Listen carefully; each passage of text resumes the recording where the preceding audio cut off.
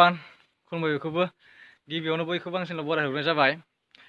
दिनैनि भिडिअ'आव आङो सासे मानसिखौ नोंथांमोननि सिगाङाव लोगो हमना दिन्थिनो नागिरदों। नोंथांमोना सिनायखानांगौ जानांगौ, बिथाङानो जाहैबाय बर'नि फिल्म इन्डास्ट्रिनि सासे जोबोद हेन्डसाम एक्टर आरो हिर'। बिथाङानो जाहैबाय अलंबार गयारी। हाय, गिबियावनो नोंथांखौ आंनि चेनेलाव बराय हरनाय जाबाय आरो आंनि चेनेलाव फैनो थाखाय माने नुजानो थाखाय रायज्लायनायनि थाखाय साबायखर थाबायना। वेलकाम ब्र', जेबो नङा। ओमफ्राय नै गोजोननाय मोनदों आंबो। बेयो जाहैबाय आंनि फिसाला बिनि मासे फिसाला जेकि। ओमफ्राय नोंथाङा दासान्दि माबोरै दं? आं बर्थमान थिगानो। ओमफ्राय देग्लाय बोसोराव माबाफोर प्रजेक्ट दं नामा?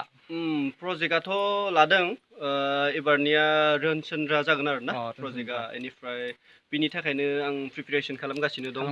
दा जिमनि वार्कआउटबो खालामगासिनो दङ, माने एसे लुक्सखौ चेन्ज खालामगोन आरो ना। नायनानै सिनाय मोनदों। हेयार काटिं, लुक्स, बडि फिटनेसफोरा चेन्ज जाजोबगोन माने। ओमफ्राय शुटिंआ ओरैनो माब्लानिफ्राय एसे स्टार्ट जागोन? शुटिंआथ' ओरैनो दा जोङो एप्रिलनि लास्ट उइकनिफ्राय जानो हागौ, खिन्थु दा जोङो माने मेसेंनि मोननैसो सिन दं नालाय, बेखौ साननैसो उनाव जों लासिगोन, थारमाने लाना दोनखागोन। आंनि बिखानिफ्राय नोंथाङा माने स्टार्ट खालामदोंमोन ना, केरियार स्टार्ट जादोंमोन। दा जेनेबा नों बै समनिफ्राय दासिमहालागै माबोरै एक्सपिरियेन्स मोनखो बर' फिल्म इन्डास्ट्रियाव हाबनानै? बर' फिल्म इन्डास्ट्रियाव हाबनानैथ' जोंनि इन्डास्ट्रिया बुंनो थाङोब्ला जोबोद फिसा, थेवबो गोसोखौ गुदुं आरो ना। फिल्म बेफोरबायदि बर'नि माबा मोनसे कालसाराव खामानि मावलांबा गोसोखौ गोजोननाय मोनो आरो मावनानै गोजोननाय मोनबोगासिनो दं। बेनिखायनो मावबोगासिनोबो दं आरो इयुनाव मोजां मोजां मावनायनि सानगासिनो दं आरो ना। आङो पार्सनेलि आंनि बिखा फिल्मखौ जोबोद मोजां मोनदोंमोन। ओमफ्राय बेनि पार्ट 2फोर दिहुननो सानदोंना सानाखै? पार्ट 2खौथ' आंबो सानबाय।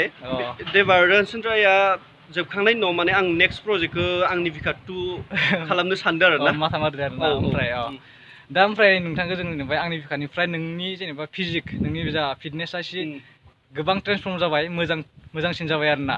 होमबाथाय नोंथाङा बेखौ माबोरै लाबोखो, माबोरै जेनेबा ट्रेन्सफर्मखौ खालामनो हाखो माबोरै? एक्सुवेलि बियो जानाय लोंनायनि खेथ्रआवबो थायो आरो जानाय लोंनाया आंनि आगोल थिग नङामोन, एसे अनेक गाज्रि बुस्थु बाहायोमोन। बेनिफ्राय दा बेफोरखौ गारनानै जिम जइन खालामबाय, जानाय लोंनायखौबो हेल्दि फुड जाबाय। बेफोरबायदिनो आं आंनि फिटनेसखौ ट्रेन्सफर्म खालामगासिनो दं आरो ना। दा सिनायदो नै फिजिकखौ नुनानै सिनायनो मोनदों। ओमफ्राय जिमावबो दा थांना नोङो? एबार आरो रोनसोन्द्रायाव नैखौ आंनि फिसालाखौ इउज खालामगोन। नै जेकि नङा, जेकि। ओमफ्राय जोंफोरबायदि दा गोरान मानसिफोरनि थाखाय मा फिटनेस टिप्स दंबा होदो। फिटनेस टिप्सखौथ' आं मा बुंनो दा, माने जेनेबा एसे हेल्दि खालामनो थाखाय देहाफोरखौ। माने मेन माबायानो जाबाय, टारगेटआनो जाबाय जानाय। हेल्दि फुड जानांगौ, गाज्रि बेसादफोरखौ बारा इउज खालामनाङा, बेफोरो देहानि बिराद खथि खालामो आरो ना। बेनिखायनो जेसे हायो हेल्दि फुडफोरखौ जानो नाजा। बेनिफ्राय बिदिनो आरो वार्कआउट फिटनेसखौ मोजां लाखि, गावनो गाव जाबोगोन माने। बेनिफ्राय थांनाय बोसोरनि फिल्म गदायखौ माब्ला होगोन इउटुबाव? गदायखौथ' आङो नेक्स्ट मान्थआव होनो सानदों आरो ना इउटुबाव। आंनि चेनेलावनो होगोन, जेराव अलंबार गयारी चेनेल, बेयावनो होगोन। दसे जिरायथ'नोसै ना हायावनो। ओमफ्राय नेक्स्ट फिल्मा जि रोनसोन्द्रा, बेखौ सोर डाइरेक्ट खालामगोन? डाइरेक्टराथ' माबायानो जागोन, प्रबिन गयारी, आंनि फादार। ओमफ्राय डिरेक्सन होगोन आरो जेनेबा लकेसनफोरखौ बबेयाव लानो सानदों? लकेसना मेनलि बेयो माने मोनसे गामि एरियानि माबाथ' स्ट'रिया, स' जों गामियावनो लानो सानदों आरो ना।